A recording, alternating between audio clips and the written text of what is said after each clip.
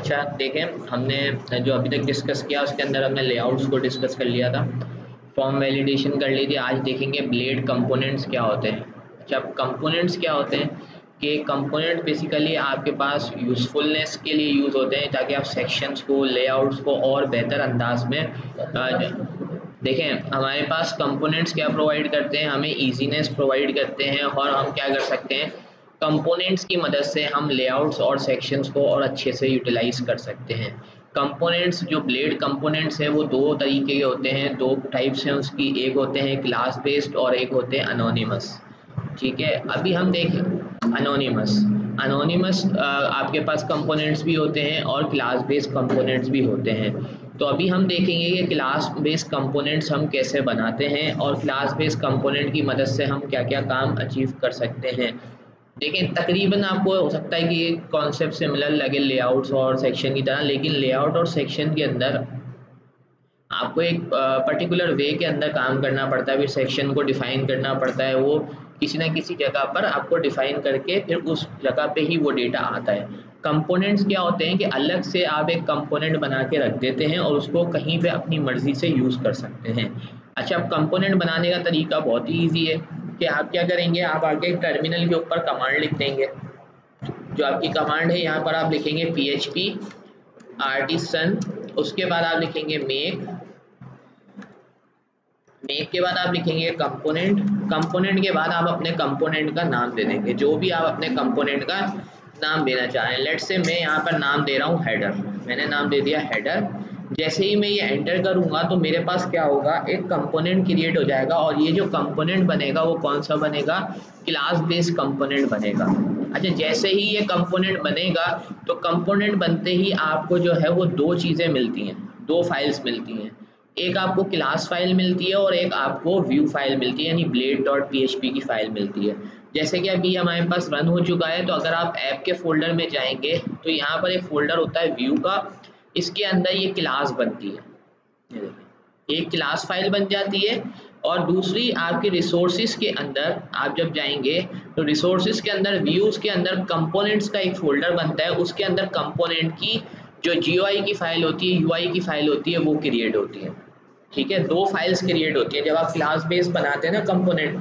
एक तो आपकी फाइल बनेगी क्लास वाली, जो कि बनेगी किसके अंदर, ऐप के फोल्डर के अंदर HTTP में, और दूसरी आपके पास कहाँ बनती है, आपके रिसोर्सेज में, व्यूज के अंदर, कंपोनेंट्स के फोल्डर के अंदर बनती है। अब अगला स्टेप ये है कि इसको हम यूज़ कैसे करेंगे। अभी तक तो हमने ये बना ली, ठीक है, और अभी अगर हम अपने web.php की फाइल में जाएं, जो कि हमारी राउट्स की फाइल आती है, तो वहाँ पर जाके हम ये देखते हैं राउट्स के अंदर कि हमारे पास अभी कौन कौन सी राउट जनरेट हुई हुई है और हमारे पास कौन सा पेज रन हो रहा है। तो ये हमारे पास कुछ राउट्स पहले से ही हमने बना के यूज़ की हुई हैं ऑलरेडी। तो हमारे पास यहाँ पे स्टूडेंट नेम आ रहा है और इसके अलावा लेट्स से कि हमारे पास, हाँ ठीक है, यहाँ पर होम के नाम से एक फाइल आ रहा है, लेआउट आ रही है।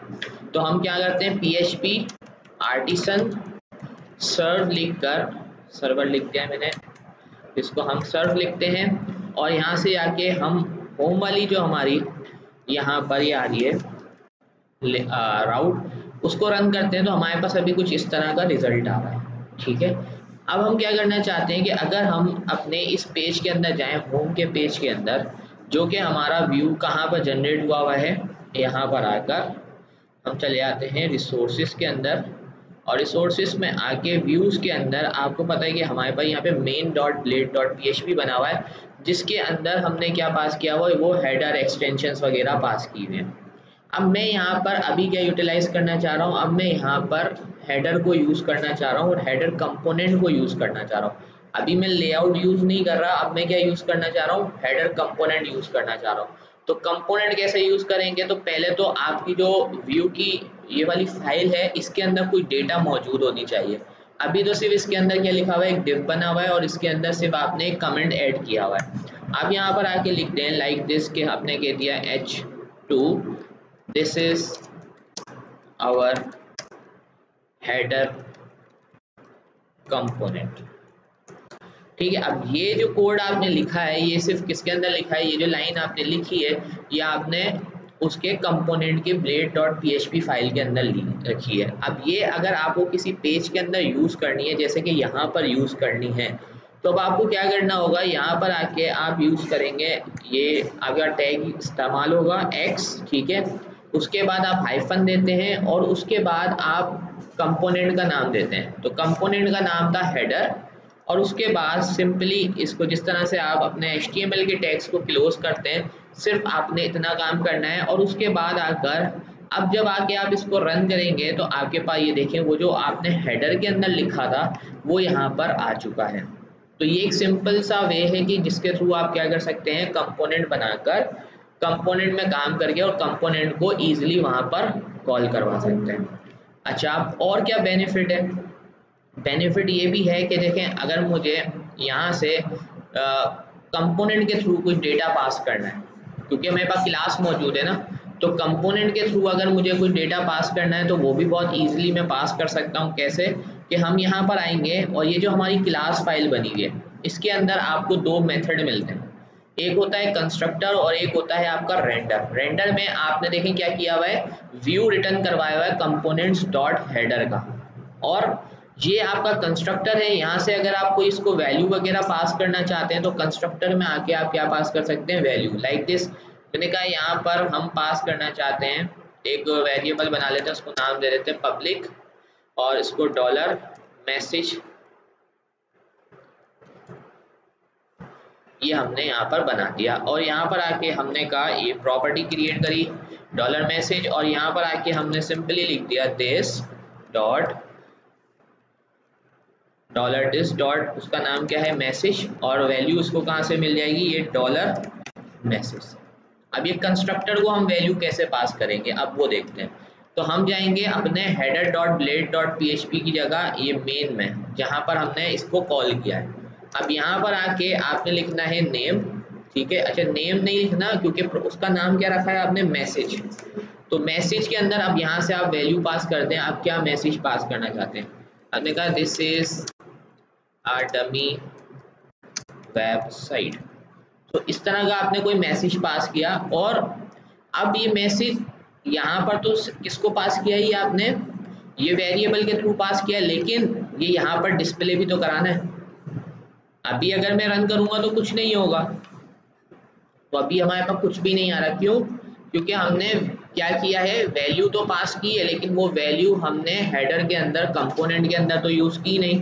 तो ये जो कंपोनेंट की फाइल बनी हुई है जहाँ पर आपका UI आ रहा है, इसके नीचे अगर आपको ये लाइन चाहिए तो आप कोई भी हेडिंग का टैग ले लें या P टैग ले लें, जिस तरह से आप प्रेजेंट करना चाहें आप वो यूज़ करते हुए सिंपली यहाँ पर आके वो वेरिएबल कॉल कर देंगे। वेरिएबल का नाम आपने रखा है मैसेज, क्या रखा है, मैसेज। तो अब इसको जाके हम सेव करते हैं, रिफ्रेश करते हैं, तो देखें आ रहा है this is a dummy website. तो इससे क्या फ़ायदा हो रहा है कि यहाँ पर आप डायरेक्टली वैल्यू पास कर सकते हैं हेडर कंपोनेंट को।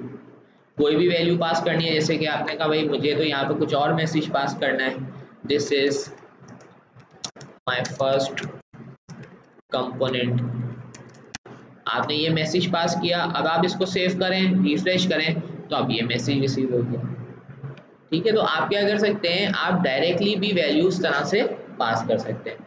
और क्या कर सकते हैं, आप किसी कंट्रोलर की मदद से भी इसको वैल्यू पास कर सकते हैं। अच्छा, कंट्रोलर की वजह से कैसे वैल्यू पास करेंगे उसको अभी हम देख लेते हैं। जैसे कि मैं यहाँ से आगे Ctrl+C कर देता हूँ और मैं यहाँ पर आके अब एक कंट्रोलर बनाने लगा हूँ। तो कंट्रोलर की कमांड हमें पता है कि हम बोलते हैं PHP आर्टिसन, और उसके बाद हम लिखते हैं मेक कंट्रोलर, और कंट्रोलर का नाम मैंने रख दिया स्किल रख दिया, ठीक है।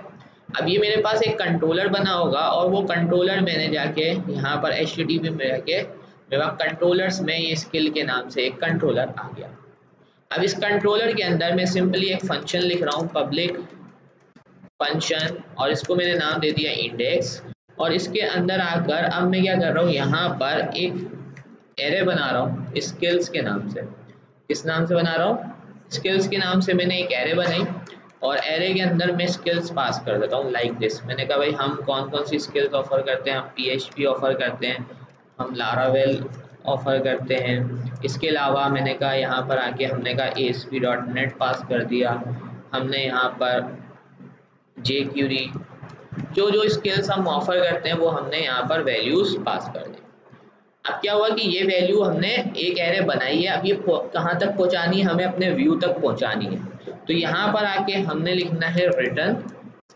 अच्छा, क्योंकि अब हम किसके थ्रू व्यू को लोड करेंगे, कंट्रोलर के थ्रू लोड कर रहे हैं, तो यहाँ पर हमें बताना है कि किस व्यू को ये डेटा भेजना है।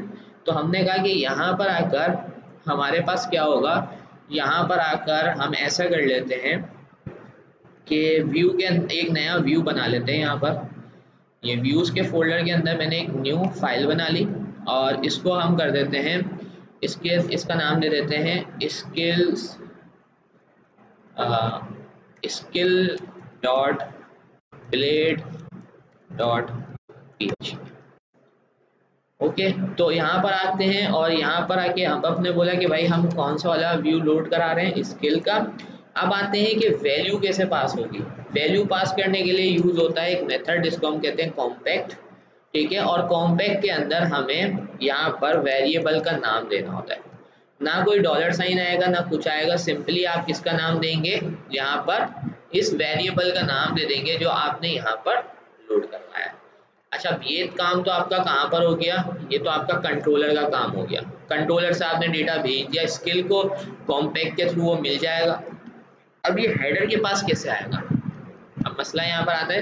हेडर के पास क्या आएगा, तो पहले आप अपनी क्लास फाइल में जाएंगे, हेडर की जो क्लास फाइल है ना उसके अंदर जाएंगे और आप यहाँ पर भी आके एक प्रॉपर्टी बना देंगे लाइक पब्लिक स्किल्स, ठीक है। ये आपने बना दिया और यहाँ पर भी कहा कि हम कंस्ट्रक्टर के थ्रू इसको वैल्यू पास करेंगे और वो वैल्यू, यही लाइन आप यहाँ पर आके कॉपी पेस्ट कर दें और यहाँ पर आके आप पास कर दें स्किल्स और यहाँ पर आपने कहा दिस डॉट स्किल्स, ठीक है। तो स्टेप बाय स्टेप चल रहे हैं। हमने पहले क्या किया, हमने एक कंट्रोलर बनाया, कंट्रोलर से वैल्यू पास करी, ठीक है। उसके बाद हमने यहाँ पर आके क्या किया, कंस्ट्रक्टर में आए, वो प्रॉपर्टी क्रिएट करी। वो प्रॉपर्टी क्रिएट करने के बाद अब नेक्स्ट स्टेप हमारा क्या है कि हम अपने यहाँ पर आएंगे कि उस वैल्यू को एक्सेस कैसे करेंगे। बट उससे पहले हमें ये फाइल या ये जो पेज है ये किस पे चाहिए, इस वाले पे लोड कराना है ना। अच्छा, ये जो हमने अभी स्किल का यहाँ पर एक क्या बनाया था, व्यू बनाया था, ये देखें skill dot blade dot php बनाया था। अब इसमें हमें अपना हेडर यूज़ करना है, तो फिलहाल हम ऐसे कर लेते हैं, हम बोलते हैं x, उसके बाद नाम क्या रखा था हमने, कंपोनेंट का हेडर। इसके बाद हमने इसको दिया वैल्यू नेम, ठीक है, क्योंकि हम नेम नहीं पास किया, हमने उसका नाम क्या रखा है, मैसेज, ठीक है। मैसेज पास कर दिया, मैसेज में हम यहाँ से ये पास कर देते हैं। उसके बाद अब आ जाते हैं कि वो वैल्यू कैसे रिसीव होगी जो हमें एक्चुअल में यहाँ पर यूज़ करनी है। तो उसके लिए हम यहाँ पे यूज़ करेंगे कॉलन। कॉलन के बाद आपके पास नाम क्या था, स्किल्स, क्या नाम था, स्किल्स। और उसके बाद अब यहाँ पर आके भी आप पास कर देंगे स्किल्स, ठीक है। तो ये आपने बोला कि यहाँ से हम वैल्यू रिसीव कर लेंगे और उसके बाद अब वो वैल्यू को आपने यहाँ पर हेडर में रिसीव किया है, बट यहाँ से आपको डिस्प्ले करवाना है कि वो दिखानी कैसे। और हम यहाँ पे राउट्स में चले जाते हैं अपने यहाँ पर आके वेब डॉट php के अंदर, और मैं सिंपली क्या कर रहा हूँ, जिस तरह से मैंने ये पास करवाया हुआ है, एक राउट बना रहा हूँ, कॉपी पेस्ट, और इसको मैं नाम दे रहा हूँ यहाँ पर, इसका नाम दे रहा हूँ गेट, और इसको मैं लगा देता हूँ इस तरह से स्लैश कर देते हैं। और कंट्रोलर का नाम हमने क्या रखा था, स्किल्स, स्किल था या स्किल्स था, स्किल, ठीक है। और उसके बाद हमने कहा कि किसको कॉल करना है, इंडेक्स का एक हमारे पास क्या होगा यहाँ पर मेथड है जिसको हमें कॉल करना है। और आपको पता है कि जब भी हम कोई कंट्रोलर यूज़ करते हैं तो वो हमें राउट में पहले ऊपर बताना पड़ता है। तो यहाँ पर आके हमने कह दिया कि हम जो यूज़ कर रहे हैं वो स्किल वाला यहाँ पर ये यूज़ कर रहे हैं। अच्छा, हम PHP आर्टिसन सर्व लिखते हैं और देखते हैं कि अभी हमारे पास क्या होता है।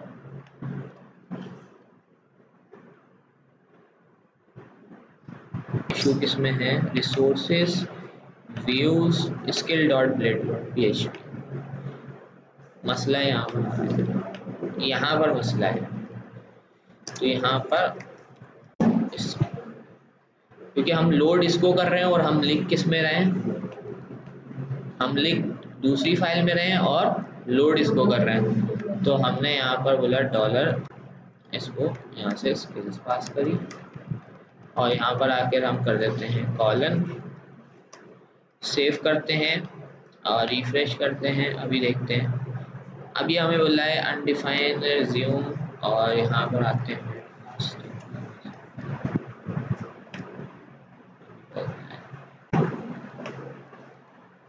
सही है। तो मिस्टेक क्या थी, अभी सिर्फ हमारे पास दो चीज़ें आ रही है ना, ये तो हमारा हेडर कंपोनेंट से आ रहा है और ये हमारे पास कहाँ से आ रहा है, ये हमारे पास वो जो मैसेज हमने पास किया ये वहाँ से आ रहा है। अच्छा अब आप देखें यहाँ पर मैंने स्किल्स पास कर दी हैं, ठीक है, लेकिन स्किल्स को यूज़ तो किया ही नहीं।